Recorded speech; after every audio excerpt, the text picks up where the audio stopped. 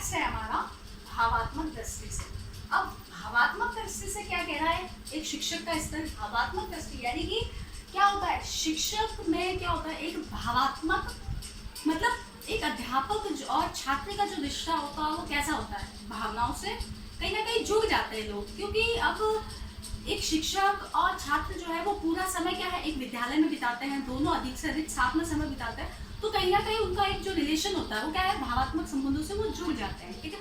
लेकिन भावात्मक जुड़ने के साथ साथ ये भी कहा गया है कि एक शिक्षक को हमेशा कैसा होना चाहिए, अपनी भावनाओं पे कंट्रोल करना, नियंत्रण करना आना चाहिए।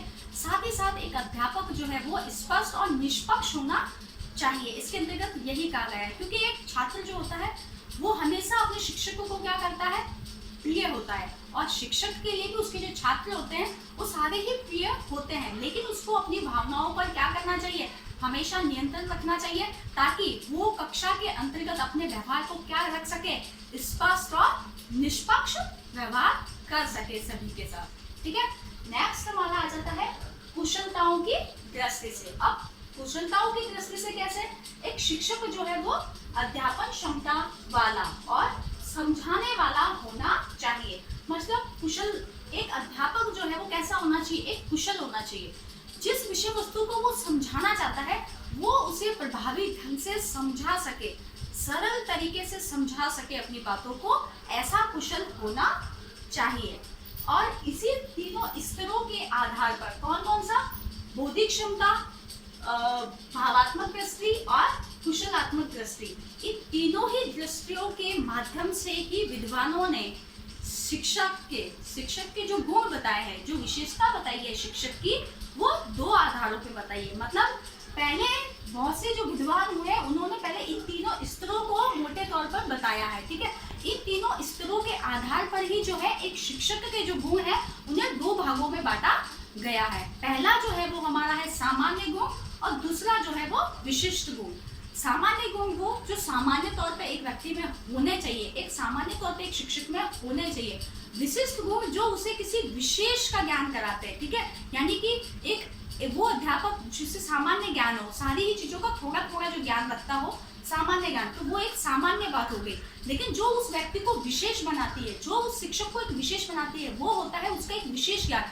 मतलब उसमें कोई एक विशेष बात हो, जैसे कि अगर जो जिस विषय का अध्यापक है अगर वो पूर्ण रूप से संग्रह रूप से उस विषय वस्तु की जानकारी रखता है, पूरी तरीके से उसको उसके बारे में सारा नॉलेज है, तो आप कह सकते हो कि आपको उसे क्या है, उसे सामान्य ज्ञान होने के साथ साथ में उसे उसका विशेष ज्ञान भी वो रखता है। तो यही होता है हमारा सामान्य गुण और विशेष गुण। तो आज जो है हम पहले एक देख लेते हैं सामान्य गुण कौन कौन से।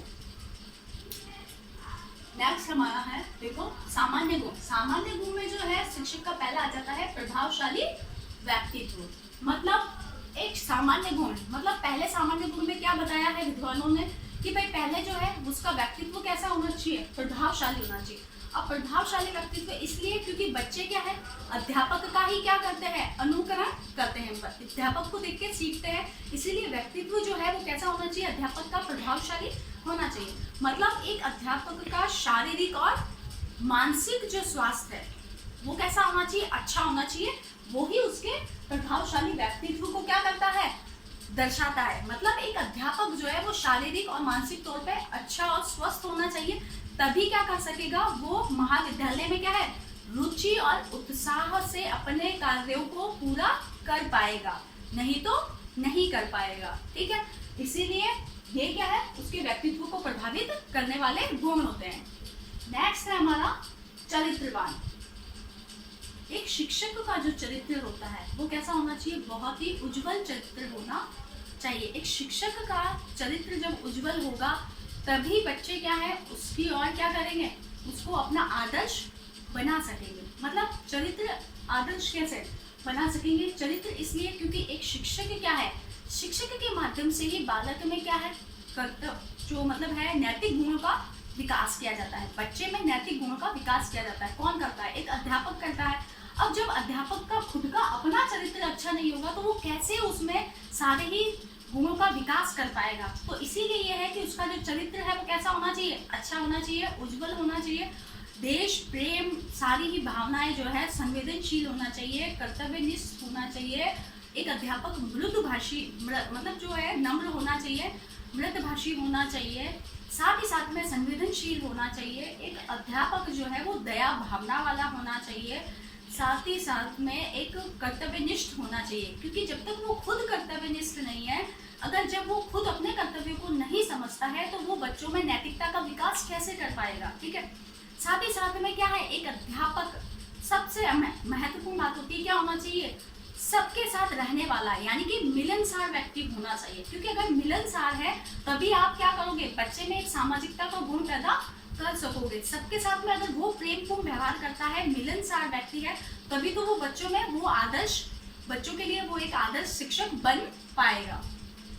नेक्स्ट हमारा आ जाता है वेशभूषा। ठीक है, अब एक अध्यापक की जो वेशभूषा होती है वो भी बहुत अहम गुण होता है। ठीक है, क्योंकि उस वेशभूषा से ही क्या होता है, बच्चे जो है वो शिक्षक की ओर अट्रैक्ट होते हैं। तो एक शिक्षक का जो वेशभूषा है, उसका जो लिबास है वो स्वच्छ होना चाहिए, साफ होना चाहिए, और तो और साधारण होना चाहिए। ठीक है, ना कि कुछ इस प्रकार का कि बच्चे उनको देख के कुछ भी बोल पड़े। ठीक है, ऐसा नहीं होना चाहिए, क्योंकि बच्चे जो है वो हमेशा ही शिक्षकों को देखकर ही सीखते हैं। इसलिए हमेशा एक अध्यापक का जो लिबास होता है वो हमेशा साधारण और स्वच्छ और अच्छा होना चाहिए।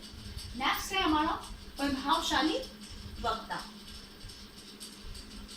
प्रभावशाली वक्ता, एक शिक्षक को क्या होना चाहिए, एक प्रभावशाली वक्ता होना चाहिए। मतलब जिस बात को, जिस शब्द को, जिस शब्द का, जिस वाक्य का एक शिक्षक द्वारा उच्चारण किया जा रहा है वो कैसा होना चाहिए, प्रभावी और सही होना चाहिए। एक जो शिक्षक है उसे ये चीज़ याद होनी चाहिए कि उसका जो वो जो जिस शब्दों का प्रयोग कर रहा है उन सबका उच्चारण जो है वो कैसा होना चाहिए, सही और शुद्ध होना चाहिए, तभी वो क्या होगा, एक प्रभावी वक्ता कहलाएगा।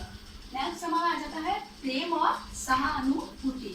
प्रेम और सहानुभूति, एक शिक्षक द्वारा हमेशा छात्रों के प्रति जो है वो प्रेम और सहानुभूति पूर्ण व्यवहार किया जाना चाहिए। यानी जो शिक्षक के द्वारा छात्रों के प्रति हमेशा अच्छा और सद्व्यवहार किया जाना चाहिए, क्योंकि उन दोनों के आपस में जो रिलेशन है वो कैसे अच्छे, और अगर अच्छे और प्रभावी है तभी क्या है, एक शिक्षक जो है वो अपना जो शिक्षण कार्य है वो कक्षा में अच्छे ढंग से सुचारू रूप से करा सकेगा। Thank you.